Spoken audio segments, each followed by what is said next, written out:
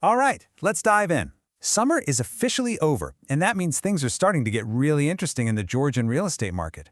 Today, we're going to take a close look at what's really going on in Batumi and Tbilisi. We'll talk prices, risks, and of course, where the real opportunities are for anyone looking to buy or sell.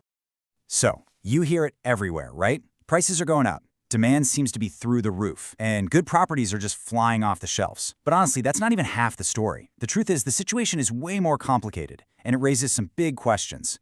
Is it a good time to buy? Is it a good time to sell? And who's actually holding the cards in this market? So here's how we're going to break it all down. First, we'll get a feel for the market today.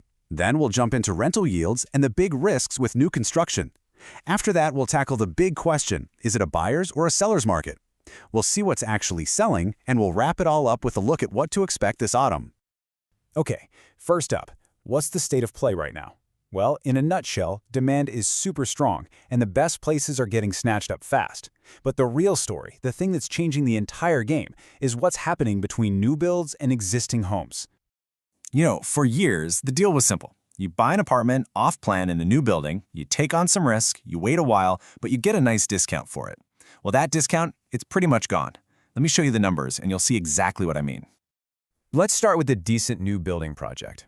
Right now, the price for what they call a black frame, which is basically just the concrete walls and nothing else, starts at about $1,500 per square meter. But of course, you can't live in a concrete shell.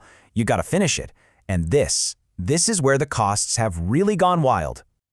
So, not too long ago, you could figure maybe $400 or $500 a square meter for renovations. Today, that cost has shot up to an average of $700, and that's just for a standard finish. And here's the kicker. When you add it all up, the real cost for that cheaper new build is now around $2,200 per square meter. That's practically the same price as a finished, ready-to-move-in apartment. You're basically paying the same price, but you're the one taking all the risk. That's a huge shift. Okay, so if that's what's happening with prices, you have to wonder, what does that do to the rental market? I mean, for investors, it's all about the yield. Are the returns still there? We're seeing a really interesting split here. Short-term rentals over the summer did great, but with long-term rentals, there's a clear divide. Rents in older buildings are actually starting to dip a bit. Meanwhile, prices for brand new quality apartments are holding steady. It's proof that in this market, quality is king. And this really tells the story of a market that's, well, it's growing up. A couple of years back, people were seeing these insane 10% rental yields. That was never going to last. Today, it's settled around a really solid 8%, and we think in the next few years, it'll normalize to about 6%. Let's be clear, a 6 to 7% net return is a fantastic investment anywhere in the world. All right, so we've established the price advantage for new builds is pretty much gone. Now let's talk about the other side of that coin, the risks of buying off-plan, because they are definitely on the rise. We're seeing some really concerning trends. You've got developers starting to sell apartments before they even have all the permits sorted. Construction timelines are just exploding. A project that should take 4 years is now taking 8.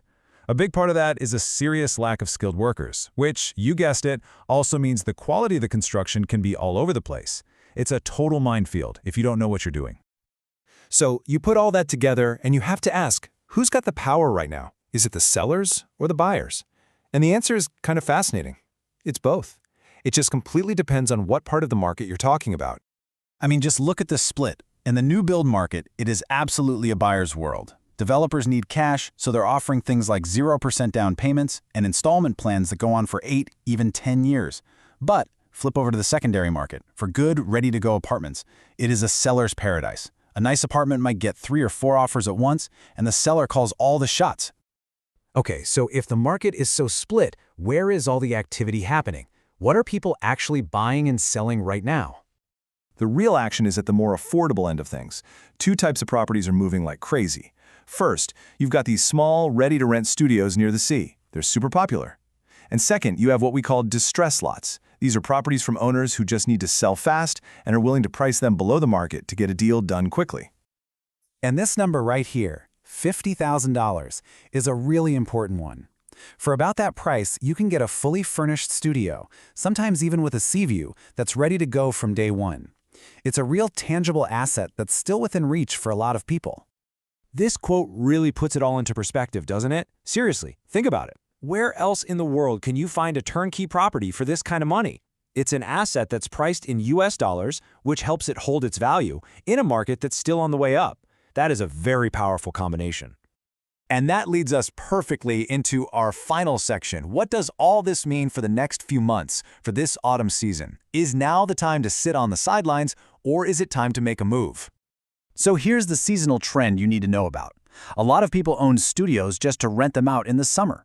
Once the season ends, they look ahead at the winter months, November, February, and they realize that apartment isn't going to make them much money. And so, what do? They decide to sell. This creates a fantastic window of opportunity for buyers. This autumn, we're expecting a whole wave of studio apartments to come onto the market. And for this one specific type of property, the power is going to shift completely to the buyer. You'll have tons of options to choose from, and you'll have real leverage to negotiate on the price. It's a perfect strategic moment to lock in a great deal. So, that leaves us with the big question that every single buyer has to ask themselves right now. With a clear buyer's market for studios coming this autumn, do you jump in and take advantage of all the choice and negotiating power? Or do you wait, hoping prices might fall across the board, but risking that all the best options will be gone by then? That's the decision on the table.